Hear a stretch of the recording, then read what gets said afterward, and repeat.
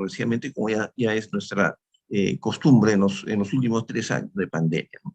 Tenemos dos regalos, no les digo qué cosa es, pero que ustedes van a salir no solamente con la experiencia de haber visto un sinnúmero de casos clínicos, sino que también se van a llevar un par de regalitos, aprovechando, pues, aunque ya pasó el Día del Padre para los papás, pero aprovechando, dando la bienvenida a ustedes siempre a nuestros cursos que damos regularmente, tanto presenciales como también en forma virtual, ¿no? En primer lugar, reitero mi agradecimiento en nombre de ONS, Odontología, Negocios y Salud, a todos ustedes por darse un tiempo, tener la paciencia de estar en un día como este, que otros aprovechan en estar descansando con la familia como debe ser, pero que ustedes, además de eso, lo dedican a, a mejorar sus conocimientos o a actualizar la información que tienen, ¿no? En primer lugar, solamente recordar de manera rápida qué cosa es la diferencia entre una incisión y un colgajo. La incisión es el trazo que hacemos nosotros, o el trazado que hacemos nosotros con un instrumento afilado cortante, ¿no? Y el tejido que se obtiene a partir de esa incisión es, pues, un colgajo. Tenemos algunas reglas que respetar o tener en cuenta para la extracción, por ejemplo, de dientes retenidos, y tenemos que tener muy en claro que de no tener dos cosas importantes, ¿no? Una es una visualización 3D del diente retenido, que es parte del curso de tomografía, y vamos a dictar en la próxima semana, la segunda semana de julio. Después de la regla número 1, ¿qué cosa viene? La regla número 2, incisión correcta y un colgajo amplio, ¿no? Y de eso nos vamos a encargar, porque de ambas cosas dependen los pasos siguientes que ya forman parte de la cirugía en sí, es decir, la osteotomía, la odontosección y la extracción misma de la pieza dentaria, en caso estemos haciendo referencia a la extracción de un diente retenido.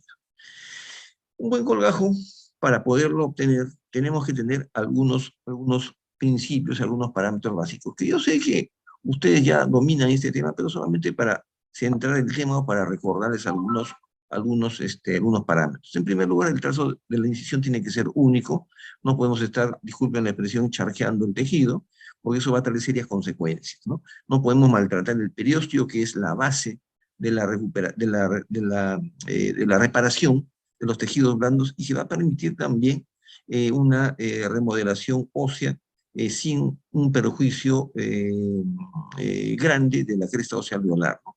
Tenemos que tener en cuenta una cosa: el hacer un colgajo nos facilita la visibilidad, nos facilita el abordaje, nos hace más sencilla la cirugía, pero el hacer un colgajo implica también realizar un daño irreparable, producir, perdón, un daño irreparable en los tejidos, un daño irreparable en los tejidos blandos, y más aún un daño irreparable en los tejidos óseos.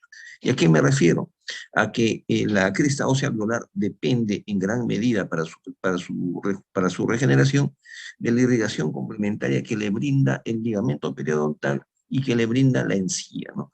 De tal manera que cuando nosotros hacemos un colgajo, lo que hacemos es eh, eh, desproveer, ¿no? O sea, quitarle, ¿no? Quitarle a la cresta ósea alveolar un aporte vascular complementario que por él mismo no podría, en este caso, mantenerlo en la altura suficiente, ¿no? Sabemos que cuando hacemos un colgajo en cualquier parte de la boca, ¿no? Si esta incisión, este colgajo ha sido realizado en la zona de alrededor del cuello de los dientes, después de la sutura, después de la cicatrización, después de algunos días, vamos a ver cómo la encía se retrae, cómo el hueso se reabsorbe, y finalmente terminamos haciendo más daño, ¿no? Por eso es importante recordar que el realizar un colgajo no nos exime de producir daño al paciente. Eso es importante. Por eso hay que tratar, en implantología sobre todo, no es el curso, lo que tratamos es de reducir al máximo la realización de colgajos. Sin embargo, en muchos casos es imprescindible. Para ello también tenemos que recordar que el colgajo tiene que estar bien irrigado, y no es cierto que el colgajo tiene que tener necesariamente la base más ancha que la parte libre, la base más ancha que la parte libre, porque nos decían en la universidad en pregrado que si ocurría eso, si no ocurría eso, perdón, el colgajo se necrosaba, y eso no es cierto. Quien le da el aporte vascular para la regeneración, y en este caso, bueno, para la reparación, porque estamos hablando de una agresión contra la encía durante la ejecución de un colgajo, entonces, en ese caso, lo que vamos a tratar de preservar, ¿no? Para darle viabilidad a ese colgajo es la preservación del periósteo. Si nosotros respetamos el periósteo, hacemos una buena disección, un buen decolado, con un buen instrumento, con una buena lega, pues vamos a no asegurar, pero vamos a tener mejor, ¿no? Una mejor expectativa de que ese colgajo no se necrose o que vuelva a tener por lo menos una apariencia parecida a lo que era antes de la cirugía, ¿no? Entonces, no es necesariamente cierto que ¿cómo se llama? La viabilidad del colgajo depende principalmente de que tenga una base más ancha que la parte del peso. No es cierto. Ahora vamos a ver. Luego el colgajo tiene que ser lo suficientemente extenso para podernos dar una buena visibilidad y también, vamos a hablar en positivo, permitir, ¿no? Que este colgajo se recupere, se fije después de algunos minutos a través de una sustancia, una proteína llamada fibronectina, se fije, se adhiera nuevamente al hueso para iniciar el proceso de reparación. Ahí sí tenemos que tener un colgajo con cierta amplitud, ¿no? Las papilas, ya está de más decirlo, doy la bienvenida a varios periodoncistas, no voy a mencionar su nombre el día de hoy, me halaga tremendamente el que estén aquí presentes, pero hay que recordar también que tenemos que hacer una buena disección de las papilas y los contornos de la encía marginal, ¿no? Y para ello, pues, utilizar una buena legra, ¿no? Existen muchas legras, no voy a hablar tampoco de eso ahora, pero tenemos que utilizar un buen instrumental. Y esto entonces nos va a permitir realizar una cirugía con una amplia visibilidad y poder hacer el procedimiento. También tenemos que tener en cuenta que la incisión, esto es parte de la conversación del día de hoy, los bordes de la incisión tienen que alejarse de la cavidad que vamos a realizar si es que vamos a hacer una osteotomía. Es decir, si la extensión de la osteotomía que voy a realizar se extiende a la zona del canino de la pieza 1.3, por ejemplo, canino superior derecho, pues la incisión tiene que alejarse de la zona donde yo calculo, ¿no? Que voy a realizar, en este caso, la osteotomía. Y si no voy a hacer osteotomía, pues el colgajo tiene que tratar de ser lo más amplio posible para evitar que la distensión del colgajo con, con el separador no produzca una isquemia de este colgajo y una necrosis posterior o una falta de irrigación que se traduzca con una dehiscencia del tejido, ¿no? ¿Qué cosa es una dehiscencia? Es un desprendimiento una separación, perdón, de los bordes del colgajo debido a una tensión excesiva de la sutura al momento de hacer la síntesis, el síntesis del tejido, ¿no? Y eso y que se puede producir no solamente porque hayamos dejado muy tensa la sutura, ¿no? O muy tensos los tejidos, sino porque pueden ocurrir complicaciones durante la cirugía por ser muy económicos, ¿no? Y producirse un hematoma o una hinchazón excesiva en ese tejido. Y al haber una hinchazón excesiva, ¿qué va a pasar? Los bordes del colgajo se van a poner tensos, ¿no? Se van a estirar, y la sutura no se lo va a permitir, y se va a producir una necrosis por isquemia en los bordes del colgajo. Y cuando ocurre eso, ¿qué hace un colega, ninguno de ustedes, me refiero, ¿no? Un colega que de pronto no tiene la experiencia mínima en estos temas? Le vuelve a anestesiar y le vuelve a colocar una sutura, ¿no? Pensando que volviendo a suturar, ahora sí los bordes del colgajo van a estar juntos, porque el paciente, desde su percepción, viene al consultorio y dice: doctor, doctora, se me ha abierto la herida, se me ha soltado el punto de sutura que usted me ha colocado, ¿no? Y el doctor cae en el juego sin querer, porque no se da cuenta que lo que ha ocurrido no es que la sutura había quedado floja, había quedado suelta, los puntos o los nudos se habían desatado. Lo que ha ocurrido es que ha habido una necrosis en los bordes del colgajo. Entonces, hacer una sutura lo único que va a hacer es agrandar más, abrir más la herida, ¿no? Por eso es que debemos de tratar que los bordes del colgajo no queden excesivamente tensos. Otra recomendación es que el colgajo sea reposicionado después de la cirugía sobre huesos sanos, si es que estamos hablando de un colgajo mucoperiósteo sobre alguna parte, sobre la tabla vestibular o palatina del hueso mandibular o maxilar, ¿no? Es decir, si cavidad, si la cavidad o la osteotomía que voy a realizar, vuelvo a repetir, se va a extender solamente a nivel de la pieza 1.3, ¿no? Entonces mi incisión tiene que ir por lo menos un diente y medio más hacia distal y hacia mesial. ¿Para qué? Para que cuando termine la cirugía, pues mi colgajo sea suturado o sea reposicionado sobre el hueso sano, ¿no? Acuérdense también que el colgajo es, perdón, que la sutura o el suturado, que es la técnica, ¿no? La sutura es el material. El suturado lo único que hace es ferulizar el colgajo para que este colgajo, estando fijo, ¿no? Ojo, para estando fijo, permita que el periósteo le dé la nutrición suficiente durante las primeras 12 a 24 horas para que este colgajo se mantenga vivo en el tiempo, ¿no? Es decir, el colgajo que está vivo, que está vital, se mantenga vivo en el tiempo, es decir, sea viable en el tiempo, ¿no? Solamente de esa manera nosotros podemos garantizar, ¿no? O asegurarnos que ese colgajo no se va a necrosar. También, bueno, lo que está en amarillo dice repliegue del colgajo sin tensiones, ya lo hemos explicado. También el suturado no debe tener tensiones excesivas. Y lo último, importante, es que nosotros tenemos que manipular lo mínimo posible este colgajo, ¿no? Y para manipular lo mínimo posible, debemos de utilizar los instrumentos correctos, el instrumental correcto, como es un separador adecuado para lograr nuestro objetivo, ¿no? No se trata de usar el separador para aplastar el tejido, sino para separarlo. El paciente no se edematiza o no se hincha, más claramente no se edematiza, porque hayamos hecho una osteotomía más grande o más pequeña. El paciente se edematiza porque hemos manipulado inadecuadamente los tejidos blandos y hemos destrozado, hemos roto en una proporción mayor los vasos linfáticos que se encuentran en la zona anatómica donde estamos realizando el colgajo, ¿no? Sabemos que hay zonas anatómicas donde existe mayor cantidad, mayor concentración de vasos linfáticos, como son los labios, ¿no? Como es la zona la zona yugal, próxima a los segundos y terceros molares superiores, ¿no? Si vamos más allá, más arriba, la nariz. ¿Y por qué la nariz? Hablo de la nariz porque a veces tenemos que hacer extracciones de dientes retenidos muy cerca al piso de la nariz, un mesiodens, ¿no? Un incisivo central retenido. Y en esos casos, si no usamos un buen separador, vamos a aplastar el tejido y lo vamos a necrosar, ¿no? Y no vamos a tener la opción o la oportunidad de volverlo a reposicionar en su lugar correcto, ¿no? Y más aún si es que vamos a colocar un relleno óseo, que es lo que deberíamos hacer siempre que hagamos una cirugía y dejemos una cavidad, ¿no? Entonces, todo eso tenemos que tenerlo en cuenta, son algunos de los parámetros que tenemos que tener en cuenta antes de realizar la incisión y el colgajo.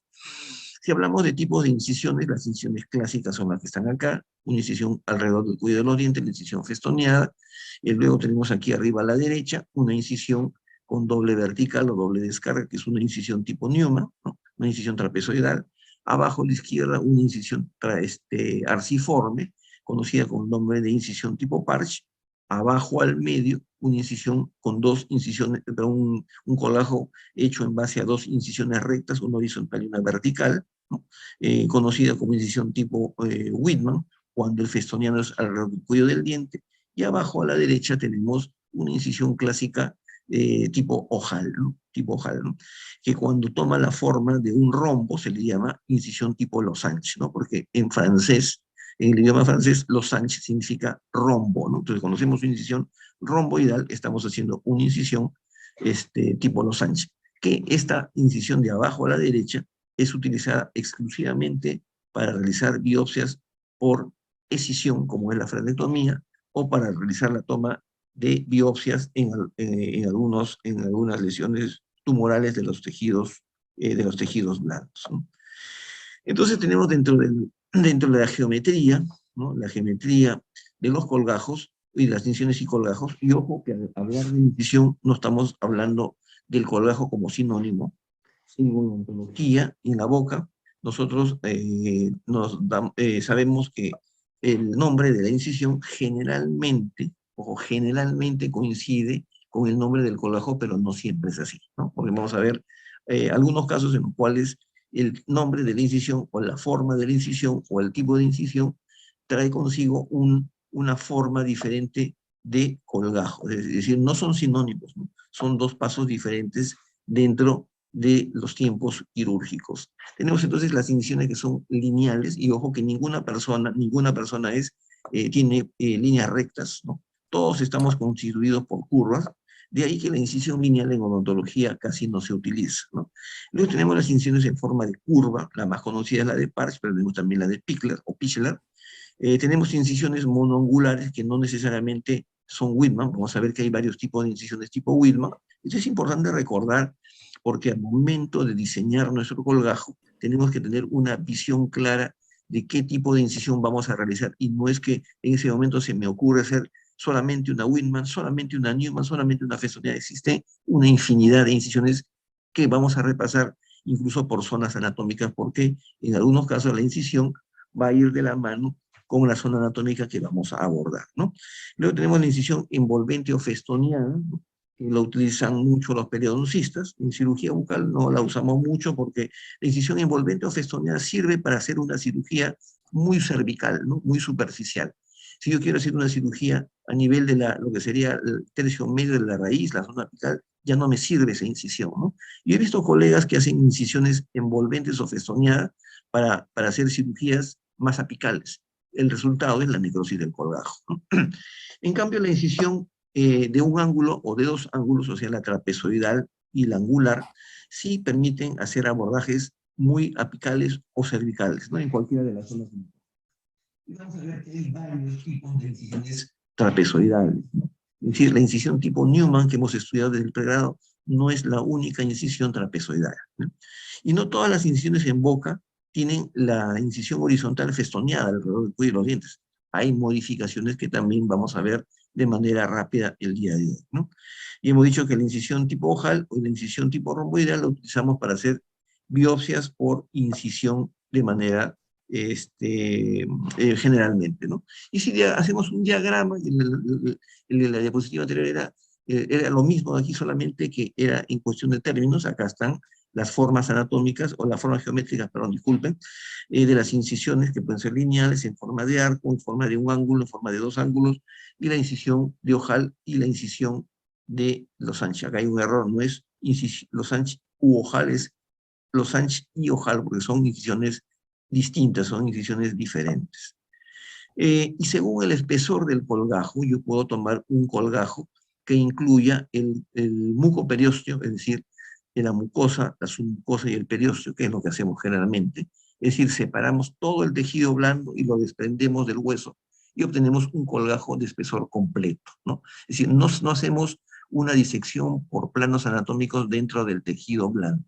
En cambio, cuando hacemos una incisión y distinguimos, separamos los planos anatómicos del tejido blando, estamos haciendo una incisión de espesor parcial, ¿no? Que muy poco la usamos en odontología, pero que hay casos en que sí. Vemos un ejemplo a la izquierda, ¿no? Donde dice espesor parcial. Se ha hecho un colgajo trapezoidal, una incisión tipo Newman, en un señor, un joven, que muy joven, porque tenía 29 años en ese entonces, que había sufrido un accidente y había perdido todos los dientes, ¿no? Del maxilar superior. Y cuando le extrajeron los dientes, alguien se le ocurrió pues suturar, ¿no? Está bien, ¿no? Y cuando suturó, vio que el colgajo vestibular le sobraba tejido, ¿no? Como decimos corrientemente, le sobraba tela. Y como le sobraba tela, se sobraba tejido, se le ocurrió cortar con la tijera todo lo que le sobraba. Lo que no se dio cuenta es que cortó toda la encía papilar, toda la encía marginal y toda la encía adherida y parte de la mucosa alveolar. Es decir, tensó el colgajo. Conclusión: después de 2 semanas, 3 semanas, el paciente no tenía fondo de surco. Este caso es del año 1980 y tantos, ¿no? De mi consulta privada, en el año 1980 y tantos. Entonces, al final, el resultado fue que este paciente no podía ser tratado con una prótesis total, convencional, porque no tenía fondo de surco. Entonces tuvimos que crearle un nuevo fondo de surco. Se le ha hecho una incisión trapezoidal, pero de espesor parcial, es decir, le he dejado todo el periósteo adherido al hueso. ¿Por qué? Porque encima voy a colocar, o se le colocó en este caso, un injerto de piel. Entonces, cuando separamos los planos anatómicos y dejamos una parte del tejido blando adherido al hueso, estamos haciendo un colgajo de espesor parcial. Cuando hacemos una disección completa, estamos haciendo una incisión de espesor completo. Y acá terminamos la parte teórica introductoria, para ver puro caso clínico, ¿no? Cuando hacemos una incisión, una descarga que le llaman, ¿no? Una vertical, nosotros tratamos de no hacer, ojo, de no hacer una incisión recta, como dice la línea B, porque las incisiones rectas traen consigo sinequias cicatrizales líneas de tensión. Vamos a apagar el volumen. Disculpen ustedes, por respeto a todos. Ahí está, seguimos. Decía entonces que nosotros no estamos formados por líneas rectas porque las lesiones rectas traen consigo sinequias cicatrizales o traen consigo zonas retráctiles, ¿no? En otras palabras, vamos a producir, en este caso particular, una retracción gingival. Y esta retracción gingival, ojo, esta retracción gingival va a ser nociva para ese diente, ¿no? Es decir, yo hago una incisión porque voy a hacer una pisectomía, no sé, un diente retenido, qué sé yo, y le voy a crear como daño una tremenda retracción gingival. Entonces, esta línea A, la línea A, tiene una ligera muesca, una ligera curvatura, ¿no? Que le da el aspecto de un palo de hockey, ¿no?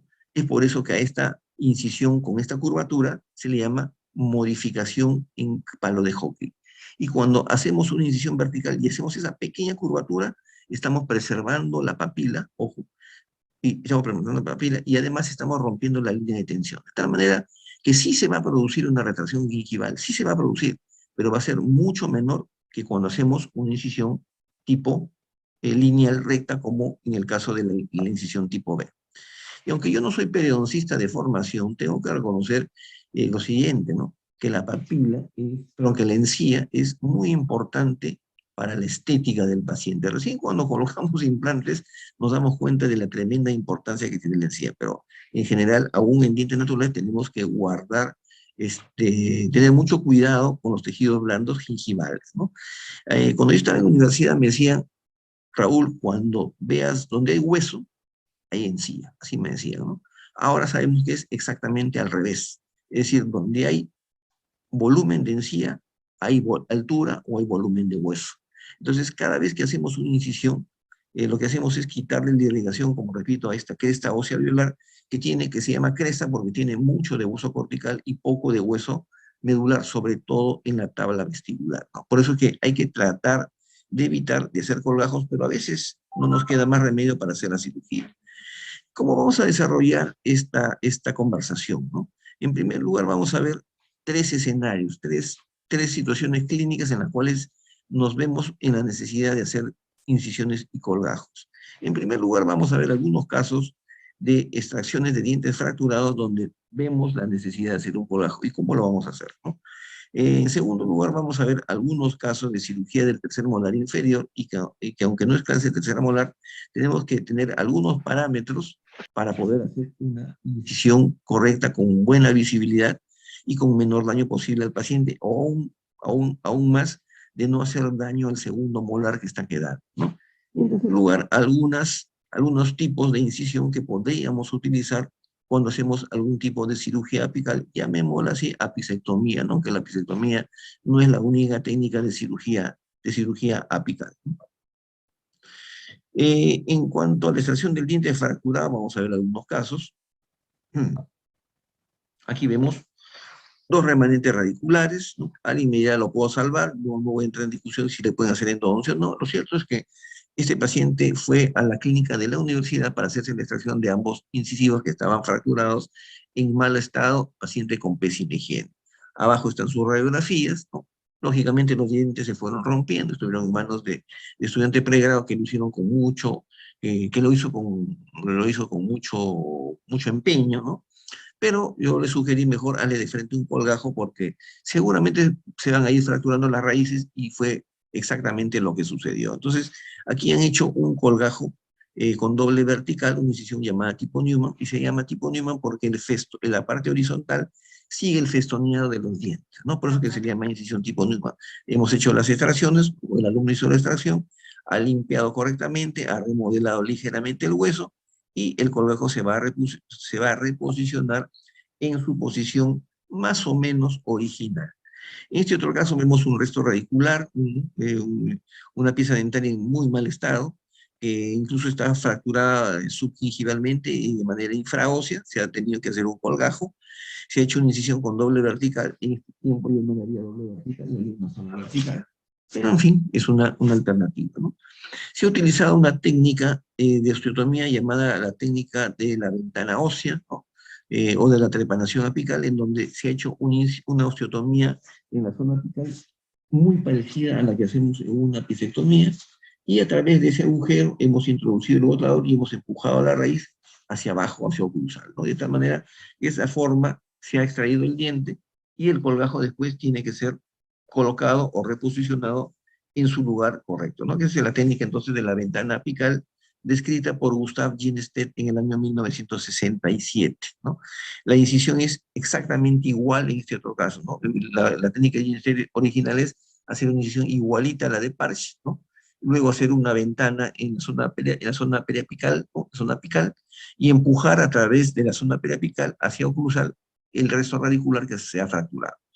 Pero cuando hay poco tejido, o hay poca encía adherida, ¿no? Como ocurre en algunos pacientes, nos vemos obligados, como en este caso, a hacer una incisión tipo Whitman, perdón, una incisión con una sola vertical y una horizontal, y luego hacer una trepanación vestibular que ya nos permita extraer el diente. Lo importante es que esas incisiones nos han permitido ver claramente la zona apical, con una vertical o con dos verticales.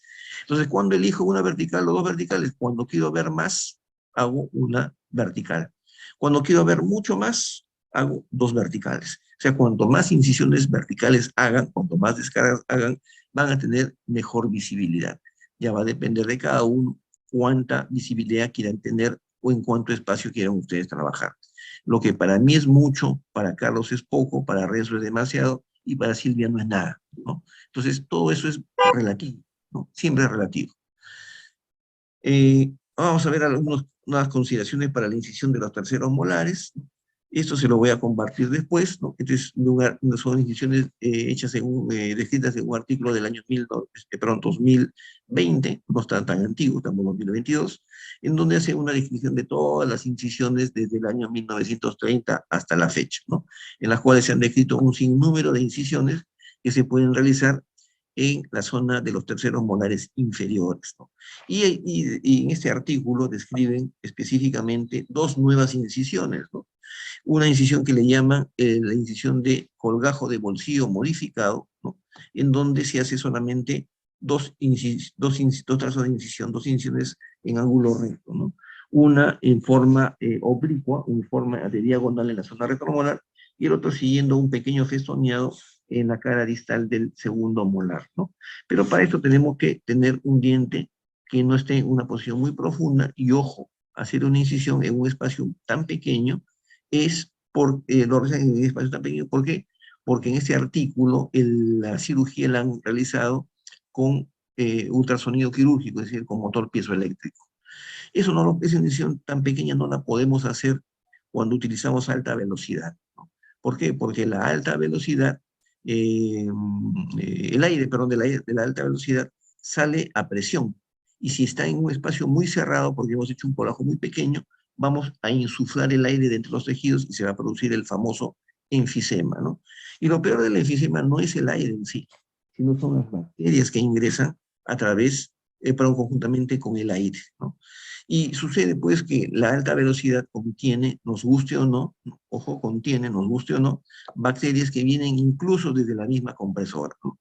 Por más filtros que le pongan, por más agua estéril que le pongan en el tanque, ese trayecto está contaminado porque no puede ser esterilizado, ¿no? Entonces, repito, cuando utilicen alta velocidad, háganlo, pero utilicen incisiones muy amplias, hagan colgajos muy amplios o muy abiertos, ¿no? Esa es la técnica de bolsillo modificado. Y el otro tipo de incisión que describen en este artículo de 2020 es el colgajo triangular modificado, ¿no? Las siglas en inglés MTF. Y ustedes ven que tiene doble vertical, pero la primera vertical está en diagonal también por distal del segundo molar, y la segunda vertical está entre el tercio y los dos tercios de la cara vestibular del segundo molar, ¿no?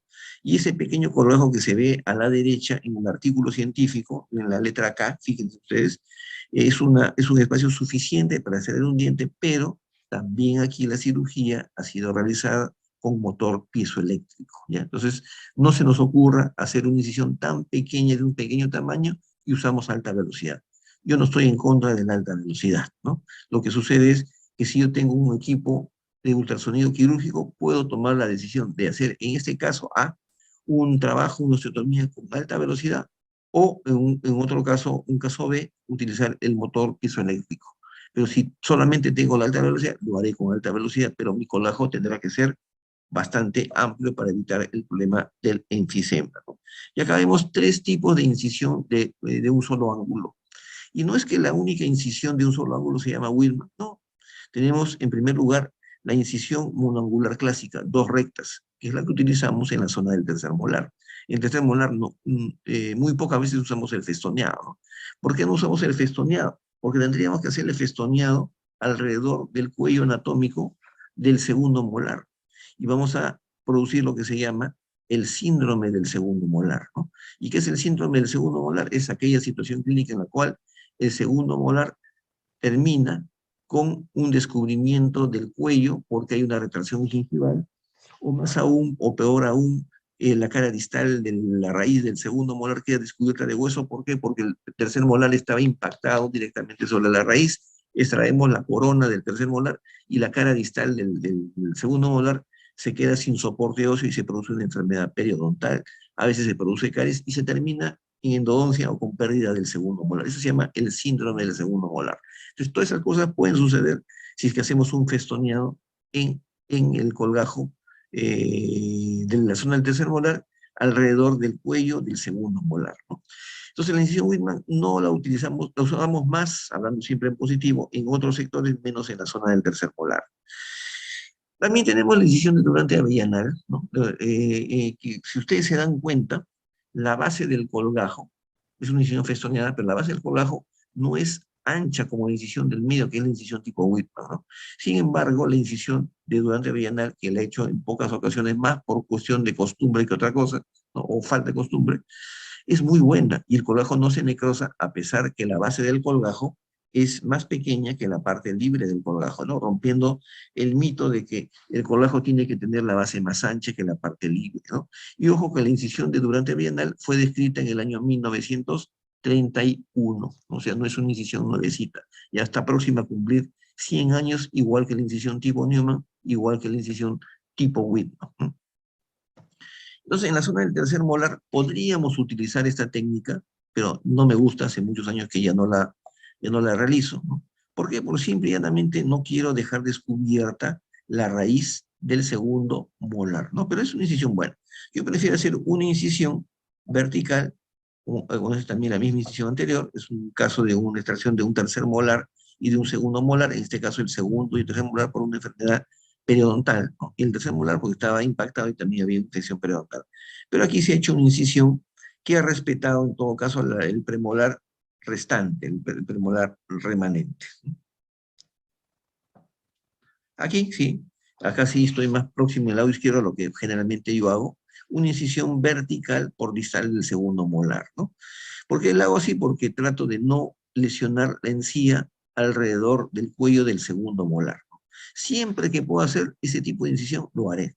Y otro detalle también, que hago énfasis en la cirugía de terceros molares, es que en la incisión horizontal que hacemos en la zona retromolar no debe estar proyectada sobre la parte central de la zona retromolar, es decir, no está proyectada sobre la fosa central, está proyectada sobre la cúspide vestibular para evitar lesionar al nervio lingual que está pasando cerca de la cresta, la parte más alta de la cresta ósea, ¿no? Y en el lado derecho vemos también una incisión vertical con un festoneado en la segunda molar, pero aquí va a ocurrir que se va a producir daño periodontal, gingival y periodontal alrededor del segundo molar. En la zona periapical ya sabemos la incisión clásica de Parch, ¿no? Del año 1906, ¿no? Sí. Karl Parch, no, pero en 1896, Parch describió la técnica de la pisectomía con colágeno y todo en el año 1896, que consiste en incisión festoneada, pero esta incisión festoneada no debe alterar la encía adherida, ¿no? Como ustedes ven en el dibujo, está muy bonito, ¿no? Es decir, la incisión Parch solamente se puede hacer o está indicada de hacer en aquellas zonas anatómicas donde existe una gran cantidad de encía adherida. Y la pregunta es, ¿y dónde existe mucha encía adherida? Existe mucha encía adherida o solo existe encía adherida en cantidad amplia en la zona anterosuperior entre canino y canino superior, ¿no? En otras zonas, la encía adherida es muy delgada. Por eso que la incisión tipo Parch, ¿no? Incluso abajo también es pequeña. La incisión Parch casi exclusivamente la utilizamos en abordajes apicales en la zona entre canino y canino del maxilar superior, ¿no? No la hacemos en otra zona anatómica. Porque si hacemos la incisión Parch en una zona donde existe poca encía adherida, vamos a producir retracción gingival, doctores. Y eso se va a traducir con una exposición del cuello del diente adyacente, ¿no? Entonces, tenemos que pensar también un poco como periodoncista. Vemos entonces que no todas las cirugías apicales se tienen que hacer con incisión tipo Parch. En la foto de la derecha hay una cantidad inmensa de encía adherida, a pesar que se trata de un primer premolar. Es decir, tampoco puedo ser pues, dogmático, ¿no? Yo abro la boca del paciente y veo que tengo que hacer una apicectomía en la primera premolar superior y hay una gran cantidad de encía adherida, le puedo hacer un incisión Parch, ¿no? Siempre y cuando, también otro requisito es que la raíz sea lo suficientemente larga como para que no caiga muy cerca a la encía adherida, ¿no? Pero si no hay, no hay ese grosor de encía adherida o la raíz es muy larga, no me queda más remedio que hacer una vertical o dos verticales, ¿no? Como vemos en la imagen del medio y en la imagen de la izquierda. Entonces, ¿de qué va a depender que mi diseño del colágeno cuando haga la apicectomía sea una vertical, dos verticales o una parche? Parche solo cuando estamos en la zona entre canino y canino superior y la encía no es muy, perdón, y la raíz es tan larga, ¿no? Que la incisión va a quedar en medio de la mucosa alveolar. Caso contrario, la raíz es corta, la raíz es pequeña, o la lesión es muy grande, entonces cuando haga la osteotomía va a quedar, el hueco, la cavidad va a quedar muy cerca de la encía adherida. No puedo hacer una incisión tipo parche.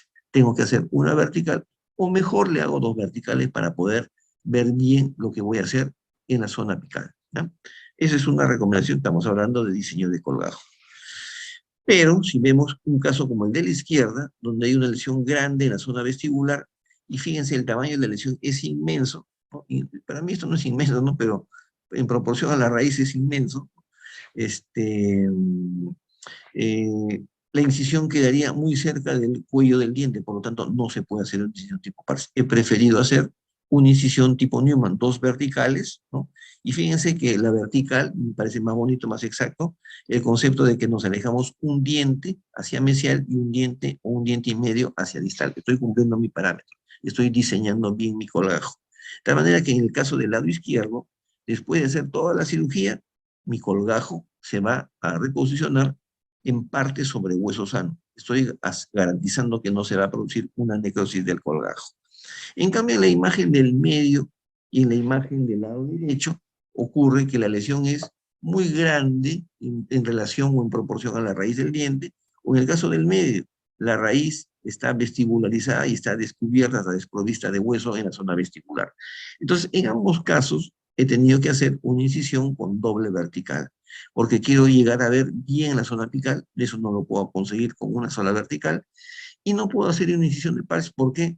Porque la lesión es muy amplia, ¿no? Está muy cerca de la parte cervical de la raíz del diente, entonces va a quedar un defecto óseo o va a haber una tremenda retracción gingival, ¿no? En este caso también la lesión era tan grande, yo veía en la periapical que la lesión era tan grande, ¿no? Y la raíz no es muy larga, la de lateral, entonces dije, mejor le hago una incisión con doble vertical. Después de la cirugía lo relleno con hueso, le pongo su membrana, o si no, no le pongo, ya depende de cada uno.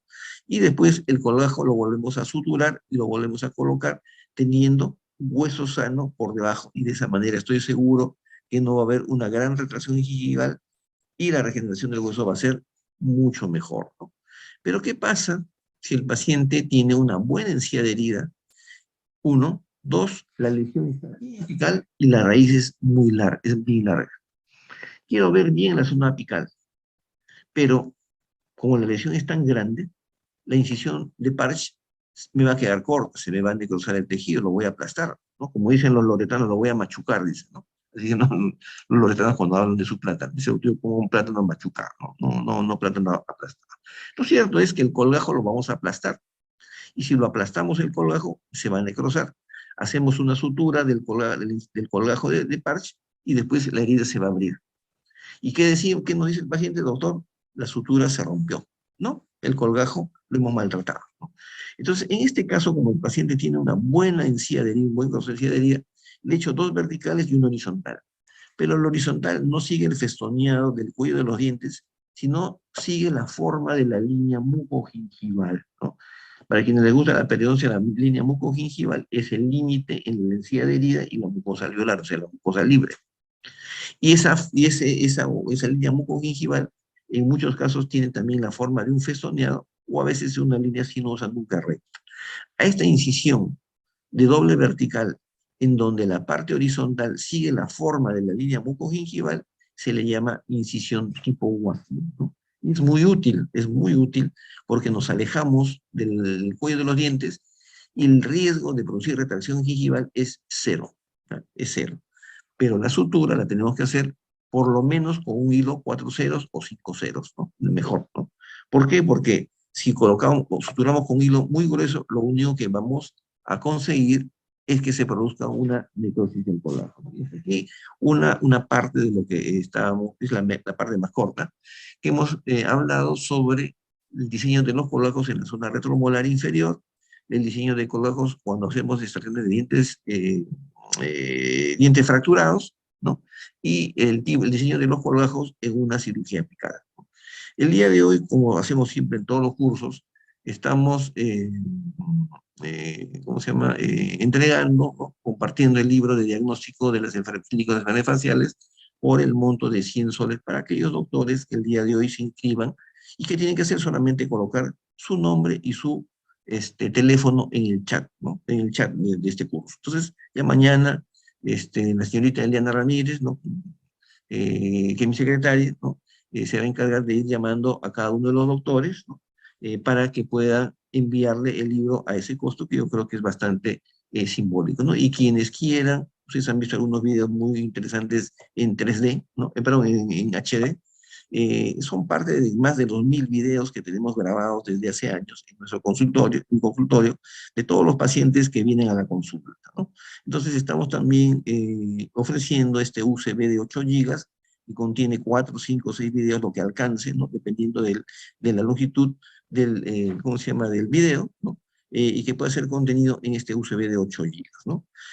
Para ello el costo es de 50 soles y también los que tengan a bien, estén interesados, nos colocan ahí en el chat para que mañana, el día de mañana, la señorita Eliana les llame por teléfono y ustedes digan, yo quiero un video de episectomía, un video de tercera molar, un video de un implante, no sé, lo que ustedes solicitan y que pueda ser contenido dentro de este UCB que coincidentemente, como se dice, fiel a lo que hacemos en el consultorio más, ¿no?, tiene la forma de un implante, ¿no? O sea, no es un implante de verdad, es un UCB de 8 gigas con, con la forma de un implante. Y seguimos, ¿no? El primer regalo que les tenemos, ¿no?, el día de hoy, sea que se anoten para el libro, para el UCB o no tampoco, todos se van a ir regalados. Terminada la clase vamos a compartir un ebook, ¿no?, un PDF, ¿no?, si quieren llamarlo así, es un ebook con información al tratamiento, al manejo de hemorragia dental. Porque si hacemos un colágeno, estamos sujetos, ¿no?, estamos de repente expuestos, perdón es la palabra, estamos expuestos a que se produzca una hemorragia. ¿Cómo la vamos a manejar? Hay varias formas, algunas recomendaciones. Esto se le va a entregar en forma gratuita a través del WhatsApp del grupo. Sí, Elizabeth, levanta la mano la autora Elizabeth Timo. ¿Cómo estás, Elizabeth? Si tienes alguna pregunta, con el mayor gusto.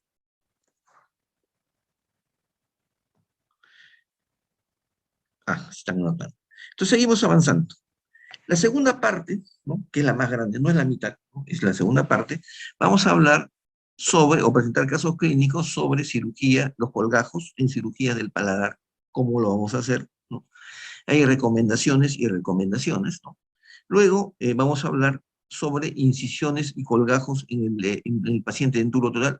Es diferente, son conceptos muy importantes, no solamente para quienes colocan implantes, sino en cirugía bucal convencional, ¿no? Una hiperplasia gingival, ¿qué parámetros tenemos que tener en cuenta para no perder el fondo de surco, ¿no? El fondo de surco, porque vamos a confeccionar una prótesis total convencional, no queremos perder el fondo de surco. Eso vamos a hablar en esta segunda parte. Luego también de colgajos, ¿no?, o diseño de colgajos en las cirugías del mentón, ¿no?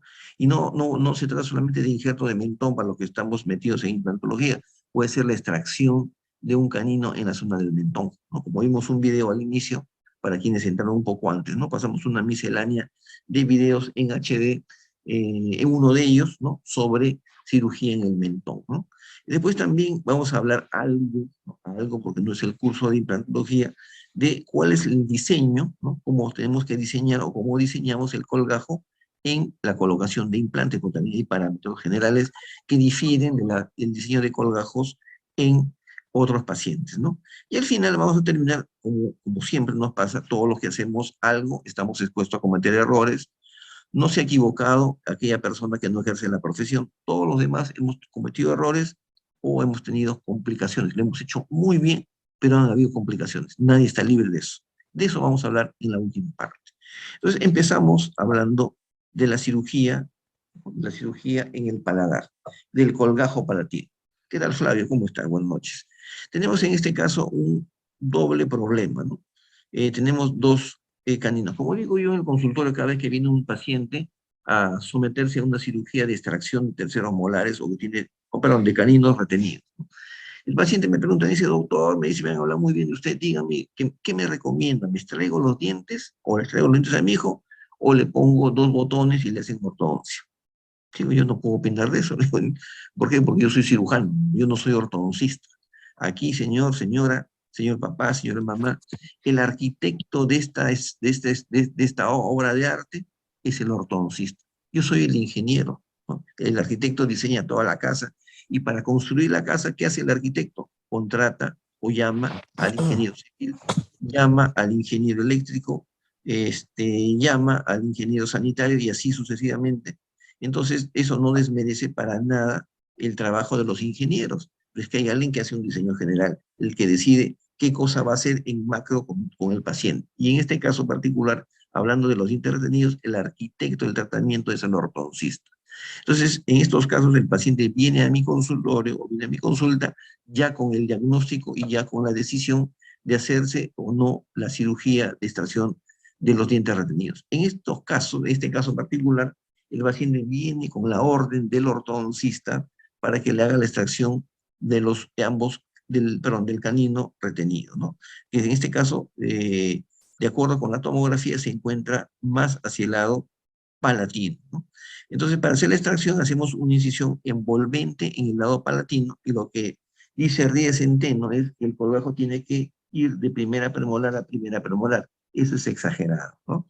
La recomendación es que si el canino es del lado izquierdo, entonces la incisión se va a proyectar o se va a extender hasta los premolares en ese lado. Y en el otro lado solamente va a llegar hasta distal del canino opuesto, ¿no? Repito, si el canino es del lado izquierdo, nos vamos hacia distal del primero o segundo premolar, y hacia el otro lado nos iremos hasta distal del canino derecho. Y si el canino es del derecho, hacemos lo contrario.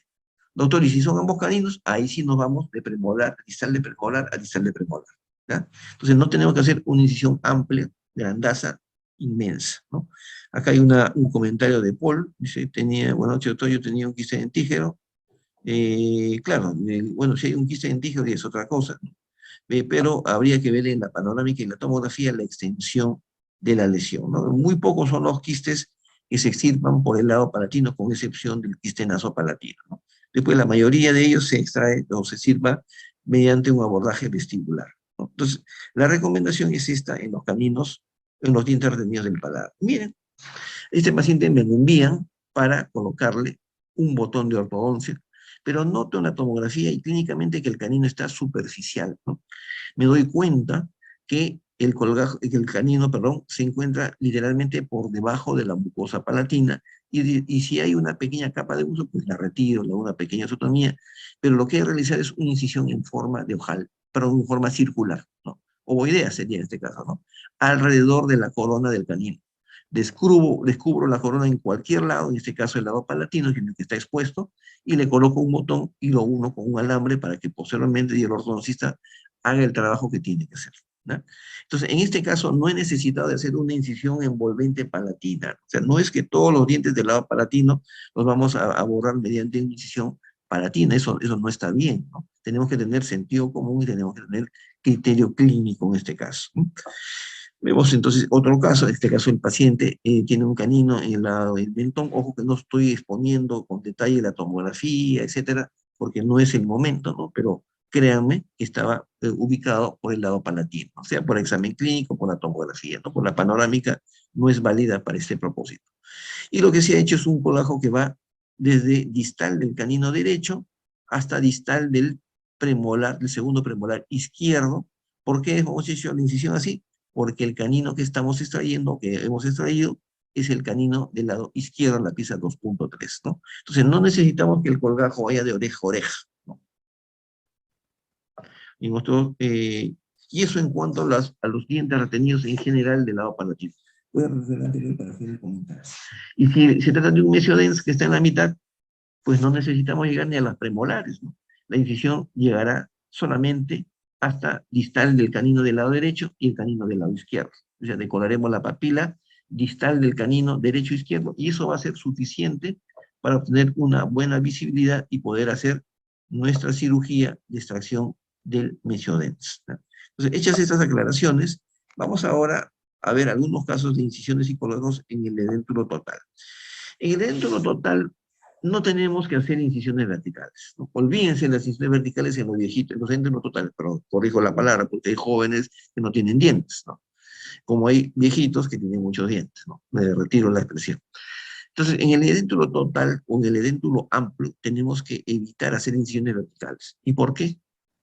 Porque no queremos que cuando hagamos el suturado, todo el vestíbulo se nos venga encima, ¿no? Porque uno de los grandes problemas para quien va a confeccionar la PPR, si es que es un edéntulo parcial amplio, o si es un edéntulo total y le van a confeccionar una total inferior o superior, no queremos que el paciente pierda el fondo del surco vestibular. Y para que eso no suceda, o para que no se venga encima también el piso de la boca, que también puede ocurrir, debemos de evitar, tenemos que abstenernos de hacer incisiones verticales en los edéntulos totales, a menos que se trate de un tumor o de un quiste, que es un tema ya de especialidad, ¿no?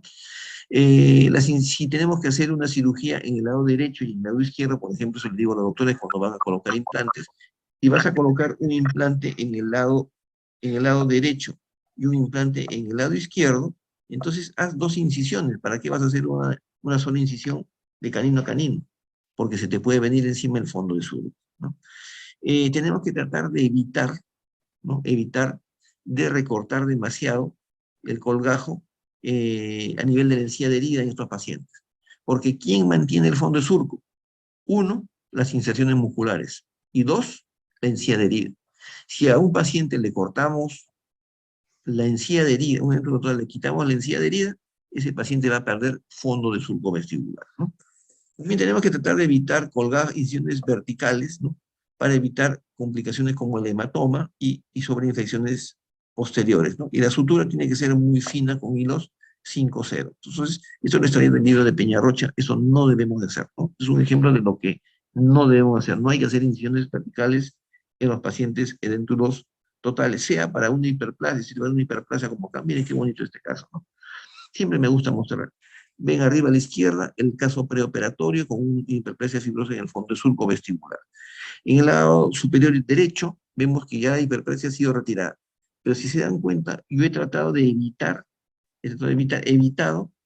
recortar la encía de herida. Luego abajo a la izquierda aparece la sutura y me da la impresión que ha perdido mucho fondo de surco.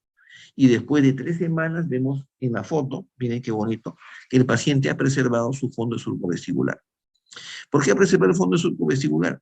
Porque no hemos recortado la encía de herida durante la cirugía.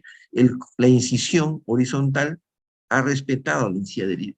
Claro, si la lesión hubiera estado más superficial, no más hacia el borde, hubiera sido inevitable. Hubiéramos tenido que perder encía de herida. Pero aquí se ha tratado de evitar esa zona anatómica. Vemos un paciente con un pobre hueso, con un hueso pobre, yo estoy hablando como charata, implante derecho, implante izquierdo, ¿no? Pero acá había un error, ¿no? El error ha sido hacer una incisión vertical. Después pagué mis culpas, porque cuando empecé la rehabilitación sobre el implante, todo el fondo de surco vestibular se me venía encima constantemente, ¿no? Igual acá también había un error, en el lado izquierdo se le ha hecho una incisión vertical tímida, pero vertical, y en el otro lado se ha hecho una incisión vertical franca. Suturamos, hemos desaparecido el fondo de surco. se borró el fondo de surco. Claro, alguien me dirá, pero este paciente lleva implantes, pero igual no podemos hacerle ese daño. En la zona del mentón, ojo, la zona del mentón es una zona donde existen pocos o nulos elementos anatómicos trascendentes. Es decir, ¿qué daño vamos a hacer decolando el músculo cuadrado del mentón, la borda del mentón? Nada, ¿no? Haciendo osteotomía siempre que no sea en la línea media, ¿no? Vemos un canino en el lado vestibular inferior, también vuelvo a repetir, el paciente viene con la indicación del ortodoncista de hacerle la extracción del canino retenido, ¿no? Porque si a mí me preguntan, le digo, si no te molesta, no te hagas la cirugía, ¿no? Este es otro caso también, se fue el audio, sí, pero se fue el audio, yo estoy con el audio normal acá. Si hay falta de audio, me avisan, por favor, pero sigo con lo mismo audio. Revisen en todo caso su conexión. Aquí vemos, por ejemplo, en la tomografía de este otro caso, que en la tomografía se ve que hay una dilaceración en la zona vestibular, ¿no? En este caso he realizado audio normal, perfecto, muchas gracias. Sí, es el audio de la computadora del autor. He realizado doble vertical. No me gusta hacer ahora la doble vertical, ¿no? En este caso sí, porque el vértice del canino se encuentra muy cerca del tercio apical y tercio medio, ¿no? El capuchón pericoronario está próximo al tercio medio de la raíz del incisivo lateral. Me veo obligado a hacer una incisión con doble vertical, una Newman, ¿no? Pero si el canino estuviera más abajo, le haría una incisión que vamos a describir minutos después, que se llama incisión mentoniana, ¿no? Acá también, ¿no? Hay un canino que está muy cerca de la raíz de los dientes, me obliga a hacer una incisión, en este caso también con doble vertical, ¿no? Ya la técnica quirúrgica no es importante, estamos hablando solamente del colgajo. Acá también una incisión tipo Newman, festoneado cervical, va a traer sus consecuencias, pero no me queda otro remedio porque la corona del canino, el vértice del canino, está muy cerca de las raíces de los incisivos inferiores. Estamos hablando de diseño de un buen colgajo. Doctor, ¿y qué pasa si le hago la incisión y no decolo las papilas? Se va a producir una necrosis y una retracción gingival mucho mayor que lo que puede ocurrir acá, ¿no? Entonces, nos vemos obligados a hacer incisiones festoneadas en estos casos. Igual que en este paciente, miren, tiene muy poca encíadería, casi nada, ¿no? Casi nada. Me veo obligado a hacer una incisión con doble vertical porque la corona del canino está muy cerca de las raíces de los incisivos inferiores. En este caso he sido drástico, he sido muy agresivo porque hay un quiste, ¿no? Este era un queratoquiste, ¿no? Un queratoquiste en la parte inferior del mentón. He retirado todos los dientes posibles, imagínense, solo como comentario, ¿para qué le hacen tratamiento de ortodoncia si hay un quiste o un tumor, ¿no? Me parece que es innecesario, ¿no? Y es más, me parece que empezaron a hacer la ortodoncia sin radiografías, ¿no? Porque si no se hubieran dado cuenta de la lesión, pero es un comentario muy aparte de lo que estamos conversando. Entonces, como aquí hay una lesión que está muy cerca del reborde alveolar, aquí sí he tenido que hacer una incisión con doble vertical y un festoneado a nivel de la cresta del hueso, que no lo hago regularmente, ¿no? Esto es porque se trata de una lesión tumoral o una lesión quística. En la zona del mentón tenemos una incisión que se llama incisión lineal en el mentón. Voy a avanzar una diapositiva y después retroceder. Es esta. Es una incisión lineal que sigue la forma de la línea mucogingival, ¿no? No es que me haya desconcentrado y hecho una línea sinuosa, no es así. La incisión es una sola incisión horizontal, no lleva verticales y se realiza a nivel de la línea mucogingival siempre y cuando el paciente tenga una buena cantidad de enciadería. Y la incisión se tiene que extender desde el canino, pero desde la segunda premolar hasta la segunda premolar del lado opuesto, ¿ya? Entonces, por esa razón es que la incisión es sumamente larga, ¿no? Sea que el diente retenido, sea que el injerto de mentón la tomemos del lado izquierdo o del lado derecho, la incisión es igualmente amplia, igualmente larga, ¿no? Otro caso también injerto doble del mentón, pero la incisión ha sido en la línea mucogingival. Acá también otro caso de injerto del mentón del lado derecho, la incisión sigue la forma de la línea mucogingival, ¿no? Sigo pasando, por eso ya lo hemos explicado. Vamos a ver ahora de colgajos en implantología para quienes colocan implantes. Hemos dicho, tratar de no hacer incisiones verticales, solo horizontales. Como se ve arriba a la izquierda, dos implantes separados en la sopa canina, por lo tanto, dos incisiones independientes. En cambio, en el paciente de arriba a la derecha y en el paciente inferior, una sola incisión, porque vamos a poder abordar quirúrgicamente la zona donde vamos a colocar implantes adyacentes o implantes cercanos o próximos, ¿no? En implantología usamos la incisión en forma de H, ¿no? ¿Por qué? Porque si lo vemos desde oclusal, la foto de la derecha, ¿no? Nos damos cuenta que se ha hecho una incisión sobre la cresta del reborde. Y luego hemos hecho una incisión en forma de C, ¿no? Ojo, en forma de C en el incisivo central, y una incisión en forma de C, pero contraria, ¿no? En el lado vestibular y palatino del incisivo, del canino, perdón, ¿no? Entonces se ha formado una letra H, de la famosa incisión en forma de H, que la utilizamos mucho para colocar implantes en zonas donde hay dientes en ambos extremos, ¿no? Dientes hacia mesial y dientes hacia distal. También acá otro caso de incisión en forma de H.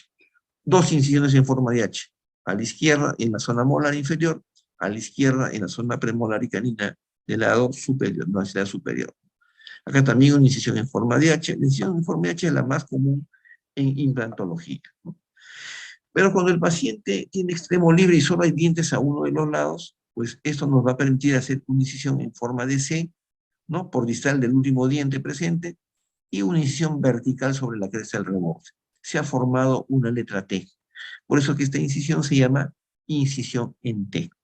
Doctor, y si no voy a poner implantes, pero voy a salir un diente retenido, también la incisión es en T, ¿no? O sea, tratamos de no hacer incisiones verticales en esta zona para tratar de evitar que el fondo de surco, o lo que es peor, que el piso de la boca, se nos vengan encima. Acá también una incisión en T, se ve una incisión lineal, pero hay un festoneado por distal del último premolar. En cambio aquí la incisión es redonda, es circular, como vimos en el paladar cuando coloqué un botón de ortodoncia, ¿no? En este caso es para descubrir un implante después del tiempo de desintegración. Igual, una incisión en forma circular, que lo usamos bastante para colocar el famoso tornillo de cicatrización, ¿no? Acá también utilizando una incisión circular con un bisturí circular, ¿no? Cuando vamos a colocar implantes con la técnica sin colgajo o técnica flapless, ¿no? Pero la incisión trapezoidal, ya salimos de la incisión metoniana, salimos de los implantes, ¿no? Podemos colocar implantes o haciendo una cirugía adelante, nos vemos obligados a hacer una incisión trapezoidal porque la zona anatómica no es muy visible, ¿no? Entonces, tenemos que tener en cuenta que para hacer incisiones en los edéntulos totales, antes que cambie el tema, no debemos de hacer incisiones verticales, solamente incisiones horizontales, ¿no? Y cuando queremos aumentar el volumen de hueso, ahí sí, necesariamente la incisión tiene que ser trapezoidal, ¿no? Tiene que ser trapezoidal y tiene que tener las verticales solamente dentro del espacio dentro donde vamos a hacer el aumento de reborde, ¿no? Son dos consideraciones anatómicas o quirúrgicas, perdón, importantes, ¿no? Tenemos que hacer colgajos de espesor total, ¿no? Para aumentar el volumen de hueso. ¿Ves? Como acá, arriba a la izquierda, el caso después de haber hecho la extracción, un defecto óseo inmenso, la incisión está alejada de los bordes de la cavidad para que después el colgajo se reposicione sobre el tejido sano. Le colocamos el injerto de hueso con un tornillo y luego suturamos y traccionamos el tejido. Pero ojo, aquí hemos puesto relleno de hueso, hemos puesto volumen de hueso. Por lo tanto, el tejido blando ya no va a poder cubrir, ¿no? No va a quedar chico el colgajo, no va a faltar tela para poder cubrir el defecto. Por eso es que hemos tenido que hacer una incisión vertical, o doble vertical, perdón, para que el colgajo se deslice hacia la zona oclusal y poder rellenar este defecto, ¿no? Como se ve bajo la derecha. Acá también le faltaba volumen de hueso y se tuvo que extraer el otro incisivo por falta de soporte óseo y se ha hecho doble vertical y una horizontal, ¿no? Una incisión trapezoidal tipo Newman. Acá arriba, en este caso, hemos hecho una incisión de un solo ángulo, ¿no? Estamos extrayendo un canino superior izquierdo que se ha fracturado y la incisión vertical no es una línea recta, sino es una curva. Esto es, doctores, la incisión de Durante Avellanal. Durante es el nombre, ¿no? Avellanal es el apellido. Entonces, la incisión de Durante Avellanal, un español que describió esta incisión en el año 1931, no es nueva, describe una técnica de incisión de un solo ángulo en donde la vertical es una curva y donde el colgajo tiene la base más pequeña que la parte libre. Sin embargo, el colgajo, ustedes ven abajo, no se necrosa. Ojo, el colgajo no tiene que tener necesariamente la base más ancha que la parte libre, ¿no? No sé quién describió eso o quién inventó, pero la verdad es que eso no es necesariamente cierto, ¿no? Doctores, no se olviden, los invitamos, ¿no? Los invitamos a nuestro curso teórico taller presencial, donde le vamos a enseñar a utilizar el programa Blue Sky, pero ya no para hacer planificación digital, que lo hacemos en el curso de implantología, sino para usar el Blue Sky para el manejo o el diagnóstico de dientes retenidos, para trazar el trayecto del conducto dentario inferior y para saber si el diente que voy a extraer, el diente retenido que voy a extraer, por ejemplo, está o no en relación íntima con el conducto dentario inferior. Y también ver el uso en cirugía endodóntica o para ver lesiones apicales con el programa Blue Sky, que es muy, pero muy interesante. Vamos a tener toda una mañana y parte de la tarde haciendo la práctica el día sábado, porque el día viernes es la teoría, el día sábado va a ser la práctica en las respectivas computadoras, y eso le va a permitir ampliar tremendamente su capacidad de diagnóstico para mejorar el, ¿cómo se llama?, el flujo de pacientes en su consultorio, ¿no? Y finalmente tenemos que compartir algunos errores, ¿no? El doctor, sí, Paul, ese curso es el día viernes en la noche, es la teoría vía Zoom, ¿no? Y el día sábado es la práctica que tenemos que hacer la presencial, porque tenemos que meter la mano en el software para poder estar presentes, porque la única manera de aprender es metiendo la mano, ¿no? En ese caso, compartiendo experiencias vivenciales, ¿no? Desafortunadamente, si queremos aprender esto, creo que es mejor hacerlo en forma presencial, ¿no? Entonces decía que solamente no comete, dice, el doctor será con PC, pero sí, tiene que llevar su laptop, ¿no? Y le vamos a dar las características de la laptop porque el programa de Blue Sky, que es para planificación digital, tiene algunos requerimientos de la laptop para que pueda levantar el programa y también para poder correr. Es un programa fabuloso, le soy sincero, ¿no? Ha sido inventado, ha sido desarrollado para planificación digital, pero el uso es múltiple y es gratis, ¿no? Es gratis, ni vuelve a quedarle, ¿no? Si es gratis, es bueno, bonito y barato, ¿no? Entonces, decía que todos podemos o estamos sujetos a cometer errores, ¿no? Algunos errores se pueden prever, sí, pero a veces es inevitable, no somos seres humanos, nos descuidamos, nos distraemos 5 segundos y ya lo hicimos, ¿no? Desgraciadamente. Y después uno dice, ¿y por qué lo hice? Ya lo hiciste, te desconcentraste. La cirugía tiene que ser hecha de todas maneras en un momento en el cual estemos con la cabeza fría, tranquilo. Todo se puede complicar, pero con cabeza fría todo se soluciona. Pero con cabeza caliente, miren, son las 9 de la noche y a alguien se le ocurre hacer una cirugía tercera hora a esta hora, olvídense, están cansados, están agotados, todo le va a pasar. Encima están con la premura de irse a su casa, ¿no? Quieren descansar, se les complica peor y todo les pasa. Entonces, todas las cirugías tenemos que hacerlas en un momento programado, en un momento tranquilo, ¿no? No se olviden que no es el tema, pero las cirugías se cobran no por los materiales que usamos, sino por las posibles complicaciones y por el riesgo que asumimos al hacer una cirugía. Nadie está libre de que se produzca una complicación. Y en la incisión también pueden haber complicaciones, pero también estas complicaciones pueden ser consecuencia de errores de nosotros mismos el diseño del colgajo. Por eso que me pareció muy interesante este tema, me alegra mucho que han habido entre ingresos y salidas más de 150 personas el día de hoy, porque es un tema transversal que todos lo hacemos en el consultorio, ¿no? Entonces se puede producir el colgajo durante la incisión o durante el decolado, que es grave, ¿no? Realmente eso. Charqueamos el tejido, como decimos, ¿no? Y eso va a determinar que el colgajo se retraiga, que ya no calce en el sitio original, que las papilas se retraigan y tengamos un paciente con dehiscencias, con rotación gingival, a veces también con pérdida de hueso muy graves, ¿no? En la zona del cuello del diente, y eso es consecuencia de un mal diseño en el colgajo, ¿no? También puede ocurrir que la incisión sea muy económica, siempre digo, los odontólogos seríamos los peores ministros de economía, ¿no? Porque no podemos economizar, ¿no? Hace unos minutos, antes de la clase o de la charla, me llamó, me llamaron de un centro radiológico nuevo donde están tomando tomografías y me dice, doctor, si es cerca del lugar, pues ya le mande el paciente, ¿no? Entonces me llaman por teléfono y dice, ya le voy a mandar, doctor, a su WhatsApp las imágenes. Hablan. Digo, yo no necesito las imágenes, yo necesito la tomografía. Y te voy a dar mi correo para que me mande la tomografía. Pero ya en las imágenes que tú me has mandado, yo veo que tú has segmentado solamente ¿no? La mandíbula donde hay dientes. Yo no te he pedido que segmentes. Ah, sí, pero doctor, pero usted sabe que el tema económico del paciente le dimos la oferta.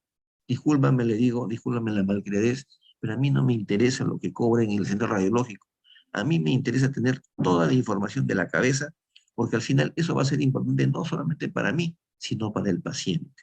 El tema económico lo arreglas con el paciente, pero no hagas experimentos con el paciente que vas a segmentar, que le vas a poner un campo, si le vas a tomar la tomografía con un campo cerrado o campo abierto. Esas cosas, digo, conmigo al menos no va, ¿no? Entonces no podemos hacer un colágeno pequeño porque voy a suturar, quiero suturar poco, ¿no? O quiero hacer una sutura y le pongo pues un hilo, 2 ceros, ¿no? O 3 ceros, y la sutura termina malogrando mi colágeno, lo termina necrosando la papila, ¿no? Esas son cosas que pueden ocurrir o que ocurren porque tenemos un equivocado sentido del ahorro, ¿no? Otra cosa también que ya no vamos en el extremo, pues hacemos una incisión inmensa, ¿no? Para hacer un abordaje pequeño, ¿no? Claro que eso crea menos daño, pero de todas maneras también es un problema, ¿no? Bueno, si se trata de un implante o de un diente, hacemos una exposición innecesaria del implante o del diente y eso va a tener consecuencias porque va a haber una retracción gingival y otros errores como los que voy a compartir el día de hoy, ¿no? Acá, por ejemplo, un caso que ya tiene muchos años, del año 2005, 2004, por ahí, ¿no? Con alegría veo que siguen entrando los colegas, que bueno. Este, el paciente viene de Puno, ya con la prescripción de su dentista, de hacerle la extracción de los 2 caninos, pero en este caso primero había que hacerle la extracción, perdón, la colocación de un botón, perdón, la extracción de un supernumerario, mencioné acá pequeño, y este incisivo me dijeron, hay que amarrarle, hay que ponerle un dispositivo de ortodoncia, un botón, o si no se puede, bueno, un alambre, ¿no? Para hacerle la extracción ortodóntica. Perfecto, le digo, no hay ningún problema. Y yo arranco la incisión. Y miren, cometí el error. Hice 2 verticales, pero no sé por qué. Me descuidé, se me tapó la mente en un segundo. Y la incisión que está cerca o bordeando el incisivo central, miren, se me charqueó. Hice mala incisión. Continué con el tratamiento, continué la fotografía, hice la extracción del supernumerario, el Mesiodens. Luego le coloqué su dispositivo de ortodoncia, todo bonito. Miren, el colgajo, la papila está desprendida, esto va a tener consecuencias. Después de algunos días, bueno, acá está la sutura, a los pocos días, ¿no? El paciente viene para retirar la sutura, ya no uso seda, hace muchos años. Ahora uso solamente ácido poliglicólico o ácido policláctico. Y después de 2 semanas y media, miren, vienen para retirarle los puntos y aparentemente todo va marchando muy bien, ¿no? Esa es la foto del lado izquierdo, todavía con un hematoma. Pero en la foto de la derecha, que corresponde a los 21 días después de la cirugía, ¿qué vemos? Vemos una zona, una coloración rojiza, ¿no? En la encía, lo que sería la encía marginal, porque esto no es encía marginal, ¿no? Que trasluce. Y se ha producido una gran retracción gingival, ¿no? ¿Qué cosa es lo que ha sucedido? ¿Se acuerdan del, voy a retroceder, ¿se acuerdan del mal, el equivocado colágeno que hice en el lado derecho? Ahí está la consecuencia. Se ha producido una retracción gingival. Y esa zona roja no es placa bacteriana. El paciente me dijo, ah, otro día no me he cepillado. Sí, está bien, no te has cepillado. Pero en verdad no era eso, era que yo había cometido un error al momento de hacer la incisión y el colgajo. Y lo que ha sucedido es que se ha perdido la encía queratinizada. Lo que ha ocurrido es que se ha llenado solamente con mucosa alveolar, pues eso ni siquiera es encía adherida. Yo recorté o yo produje una necrosis de la encía adherida. Y lo que va a ocurrir de aquí para adelante es que la retracción gingival va a aumentar. Uno. Y dos, que la zona roja también se va o va a aumentar o se va a mantener esa proporción, pero no va a desaparecer. ¿Qué tendría que hacer? Un injerto de conectivo. Miren, ¿a dónde tengo que llegar para corregir esto? Esto se hubiera podido evitar si hubiera hecho un colgajo, una incisión y un colgajo de manera correcta, ¿no? Ese es otro caso, ¿no? Donde el objetivo era aumentar, o fue aumentar de volumen el hueso, porque le iba a colocar estos implantes. Le coloqué relleno de hueso, coloqué una lámina de titanio azul, se llama así, y después coloqué el colgajo, ¿no? No hubo aparentemente tensión, aparentemente, pero en uno de los lados, en el lado derecho, ¿no? El colgajo tuvo los bordes muy tensos. Agarré mi sutura, estaba ya cansado, ajusté la sutura, ya está cerrado. Yo mismo me engañé. Porque cosa fue lo que sucedió? Porque justo en ese lado, miren, se ha producido una dehiscencia. Y esa dehiscencia va a hacer que las bacterias puedan contaminar la herida, y si contaminan la herida, va a perder el hueso, va a perder todo lo que yo he aumentado, todo lo que el paciente ha hecho esfuerzo, y yo también, más el paciente que yo, en este caso, porque es la salud del paciente, y pueden ocurrir grandes pérdidas de hueso y grandes pérdidas de tejido blando solo por no haber hecho una buena recolocación del colgajo y una buena sutura o un buen suturado del colgajo, ¿no? Eh, el segundo regalo, ¿no? Este es un regalo que de repente no se lo esperaba, ¿no? Es que nosotros tenemos en nuestra página web, ¿no? www, bueno, ya no se usa el www, ¿no? ons.pe, ¿no? Odontología, Negocios y Salud. Ahí tenemos una parrilla con cerca de 60 cursos virtuales, 100% virtuales. Y el día de hoy, lo que vamos, y ahí tenemos una infinidad de cursos, ¿no? Entre ellos, uno que me gusta mucho, le he dedicado mucho tiempo, que es el curso de diagnóstico radiográfico y tomográfico, ¿no? En este momento, lo que quiero es que los 3 primeros doctores que escriban su nombre y pongan su teléfono, en este momento, queda grabado, está quedando grabado, le vamos a obsequiar a cada uno de ellos 3 un ingreso libre, ¿no? Durante un mes a cada uno de esos 3 cursos. Así que los invito, por favor, a que coloquen su número. Te está quedando uno, están moviéndose los dedos rápidamente. Los 3 primeros van a recibir ese obsequio, ¿no? Que es un obsequio que nadie se lo esperaba y de pronto tampoco las personas que trabajan conmigo, porque se me ocurrió en el transcurso de la tarde que sería bonito, pues, que ya estamos en la era digital, ¿no? Ya no solamente ya sería bonito pues, que nuestra amistad no terminara el día de hoy, sino que tuvieran la oportunidad de tener acceso a esos cursos. Esos cursos tienen precio, pero para los 3 primeros que se han inscrito, que se han anotado, va a ser absolutamente gratis, ¿no? Entonces, tenemos 2 regalos, el primero va a ser para todos, el segundo para los que tuvieron la mano más rápida. Yo vi, ¿no? Que cuando pasé la diapositiva, inmediatamente comencé a llenar, porque enfocaron su vista en el mensaje que hice acá, para los 3 primeros dentistas que quieran su celular en el chat, va a ser el curso virtual gratis, ¿no? Entonces ya estamos avisados de que tenemos información amplia, ¿no? Amplia, que podemos compartir. Acá tenemos otro caso, en el cual también se ha hecho un aumento de reborde, se ha colocado una lámina de titanio, una malla de titanio en este caso, ¿no? Y además se le ha colocado un relleno de hueso por debajo, ¿no? Lo que ha ocurrido es que por no haber hecho una sutura adecuada, miren, en el lado derecho no se abrió, pero en el lado izquierdo, donde la sutura sí fue hermética, se abrió, y donde se abre el colajo ya no podemos suturar. Esto ya no es un error, ¿no? Esto es una complicación. Y en esta complicación, esa retracción gingival va a producir, o produjo finalmente, ¿no? Por ahí está Benito, lo he visto, por Benito Ceballos, ¿te acuerdas, Benito, de este caso? Finalmente tuvimos problemas y no se ganó prácticamente nada de volumen, a pesar de haber hecho un tremendo esfuerzo. En ese caso fue la falta de irrigación del tejido, ¿no? Porque no se ve que el colgajo esté morado, esté cianótico en el momento del suturado, ¿no? Simplemente hubo una complicación, ¿no? En este caso no es una complicación, es un error, ¿no? Porque al colocar este implante no he debido de hacer, o estos implantes no tenía necesidad de hacer incisiones verticales. Yo no tengo que hacer, sí, pues es una exposición de la malla. Cuando se expone la malla, no necesariamente se pierde el volumen de hueso, ¿no? Pero a veces sucede que sí se pierde, en este caso sí se perdió, o no se ganó en todo caso. Aquí lo que ha ocurrido, bueno, es un paciente de la universidad, ¿no? Hace años yo tenía a cargo un curso, un diplomado de implantología, después por diferentes razones, o ese me tiraron un puente, me sacaron y me dediqué a hacer mis cosas en forma privada. Pero en ese tiempo colocábamos muchos implantes en la Universidad de Villarreal, ¿no? Este es uno de los casos donde primero se colocó un injerto de hueso, y el problema es que para eliminar el tornillo, ¿no? Y después le puse el implante. El error ha sido hacer un colgajo con 2 verticales abajo, cuando debía haber hecho una incisión lineal o una incisión ancha, ¿no? Ese ha sido el error. Y eso trae consecuencias estéticas en la corona futura, ¿no? Acá no es un error, acá es una complicación. Hay un frenillo muy próximo a la zona donde hemos colocado previamente un injerto de hueso, ¿no? Y haciendo la frenectomía se solucionó, ¿no? Pero de todas maneras es una paciente que tenía muy poca encía adherida. No es un error, es una complicación, ¿no? Aquí vamos a ver un caso donde, viendo en retrospectiva, perdón, no debía hacer cosas, ¿no? Esta es una señora que viene para colocarse muchos implantes en el maxilar superior y se le tenía que extraer esos 2 últimos molares que son terceros molares, ¿no? Se le colocó los implantes en la derecha. Dije hace un rato, no hay que hacer incisiones verticales.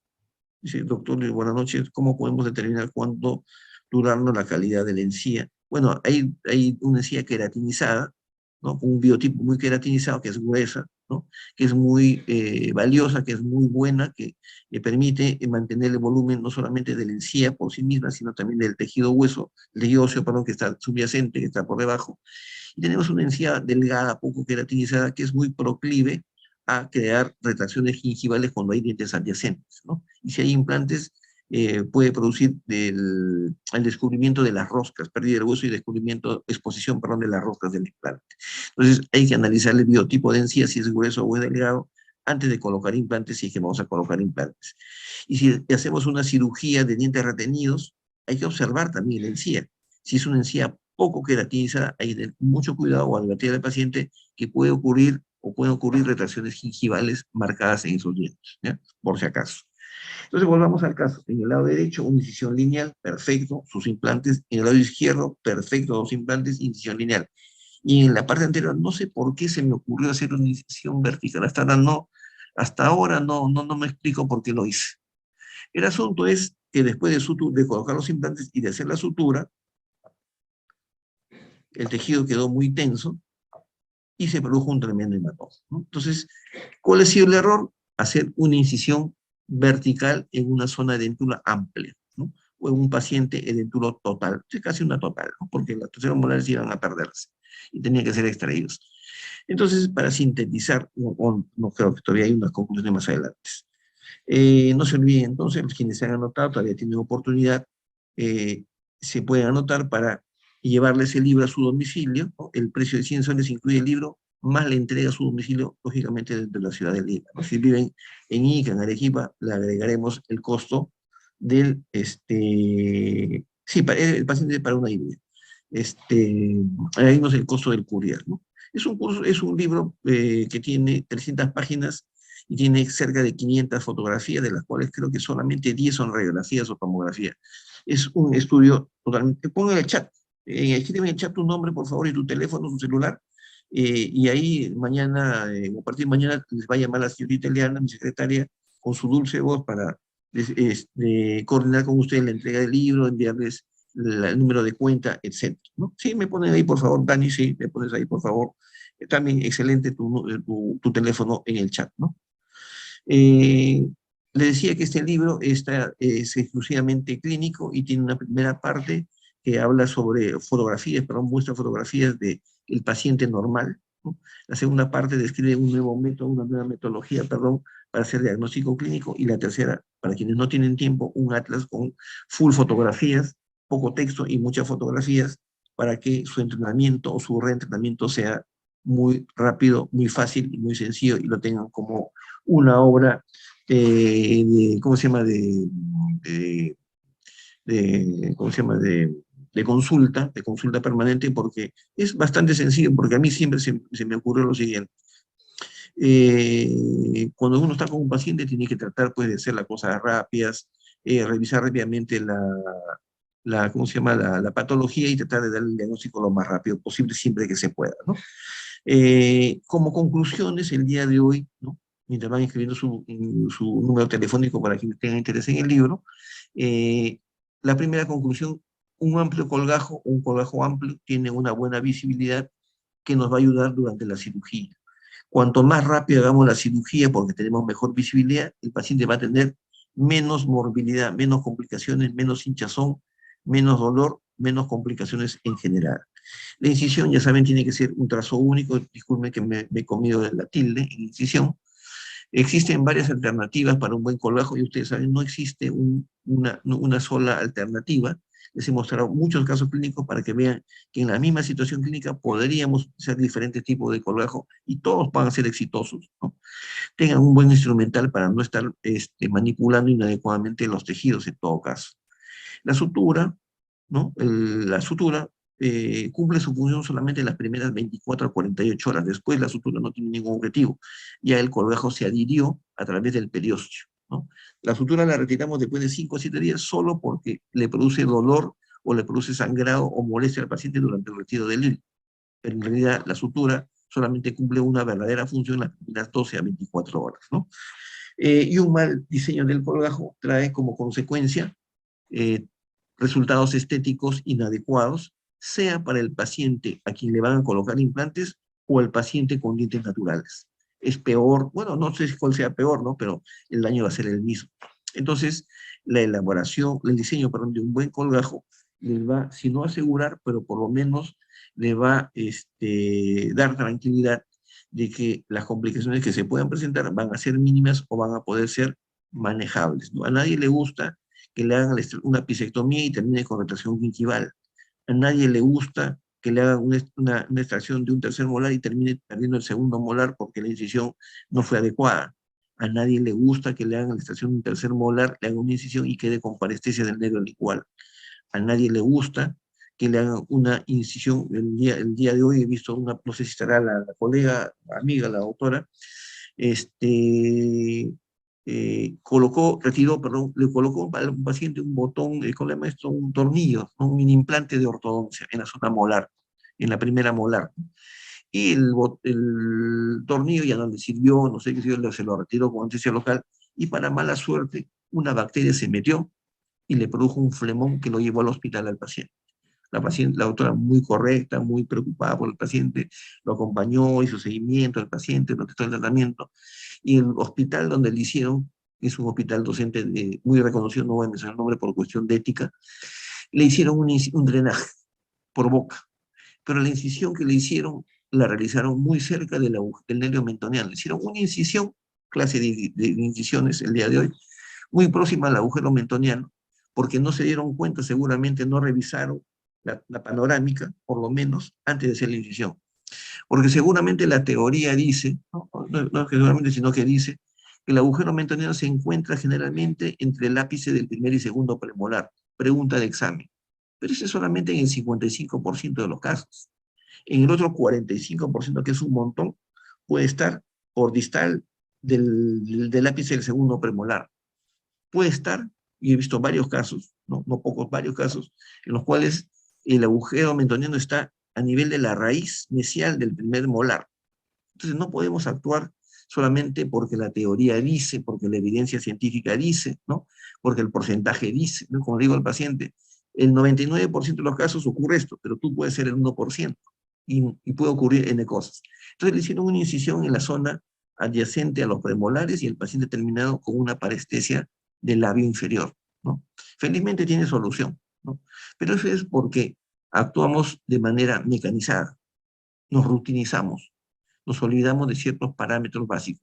¿Cuál es la primera recomendación o conclusión o tip del día de hoy? Que no existen dos pacientes iguales. Y como no existen dos pacientes iguales, tampoco existen dos colgajos o incisiones que puedan servir necesariamente para la misma zona. Un paciente puede tener un caso, perdón, puede tener la opción de varios tipos de incisión y ustedes tendrán que decidir cuál es la mejor incisión, cuál es el mejor diseño para obtener el mejor resultado en menos tiempo y con menor daño al paciente.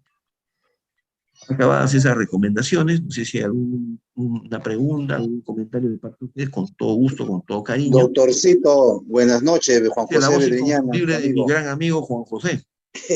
Bedriñana, ¿cómo ¿Cómo está, estás, doctor? hermano? Una Gusto de consulta. escuchar. Dime. De igual manera, doctorcito, influye mucho, repercute mucho el tipo eh, de, de bisturí, digamos, un 11 o un 15 en cualquier tipo de colgajo. Ah, muy buena pregunta. Hay diferentes tipos de hojas de bisturí. Nosotros usamos generalmente la 15, ¿no? La 15C se utiliza mucho para hacer incisiones cerca a la zona cervical.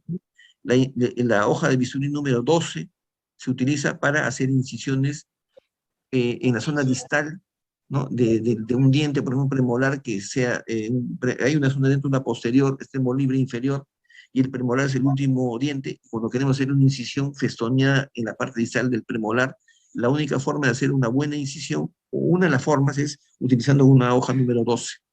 Pero también hay Dos, bisturís que se doblan, que se gradúan. flexibles, Pues, flexible. flexibles. No es flexible, se doblan. O sea, se desatornilla y se gira. Tiene varias posiciones. En ese caso, si tenemos ese mango bisturí número 3, podríamos usar la hoja número 15, ¿no? 15A, que es la que usamos, o la 15C. La hoja número 11 se utiliza para drenajes o para incisiones en zonas rectas expuestas. Entonces, no existe una sola hoja de bisturí para todo, sino existen varias hojas de bisturí de acuerdo a qué tan precisos, ¿no? Qué tan precisos podamos ser con la incisión, ¿no? Cuando yo dicto clases o dicto cursos en grupos de doctores que son periodoncistas, yo le digo siempre en broma, que me perdonen los periodoncistas por algunas cosas que hago, ¿no? Porque a veces uno tiene la costumbre de hacer todo con una hoja de bisturí, pero tenemos que acostumbrarnos a utilizar diferentes hojas de bisturí.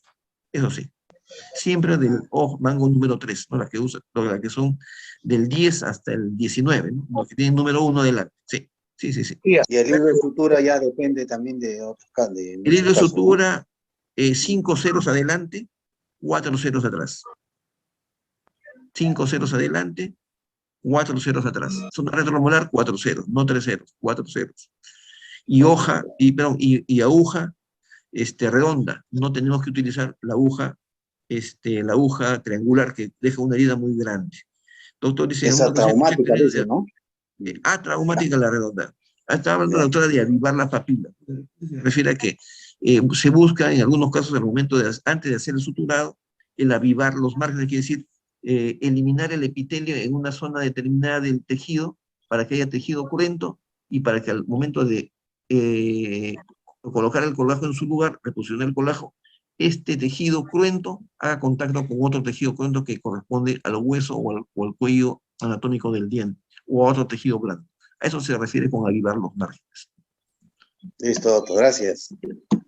Janet, creo que tenía una pregunta, está levantando la mano, que de pronto, con toda confianza.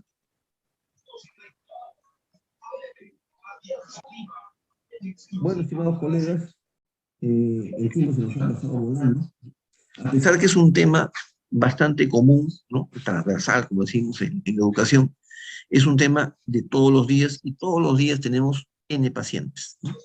Espero que lo que hemos conversado el día de hoy les sea de mucha utilidad y nuestra amistad nunca va a terminar, por eso que este WhatsApp que hemos creado para el curso va a seguir funcionando indefinidamente, nos van a permitir para enviarles información no solamente de las actividades que realizamos, sino también que regularmente compartimos enlaces de videos que tenemos nosotros, que son videos hechos en casa, como decimos, ¿no? De HD, que lo compartimos a través del YouTube y le mandamos el enlace para que siempre estén informados de algún tema. Y si tienen algún comentario o si tienen alguna consulta de algún paciente, pues con toda confianza lo hacen a través del WhatsApp del grupo, o si quieren, ¿no? Si desean, lo voy a colocar en el chat. Mi celular personal es medio diabólico, dicho sea de paso, es el 999-666-709, ¿no? Repito, el 999-666-709, en el cual se pueden comunicar con con toda comodidad. Sí, Daniel, lo voy a poner en el grupo de WhatsApp para estar en contacto permanente y voy a colocar también el número de mi correo electrónico, aunque ya pues, estamos en el tiempo que ya el correo electrónico es más bien para mandar contenidos más que comunicarnos. El WhatsApp, la WhatsAppeada, como dicen los muchachos, es fundamental en estos tiempos.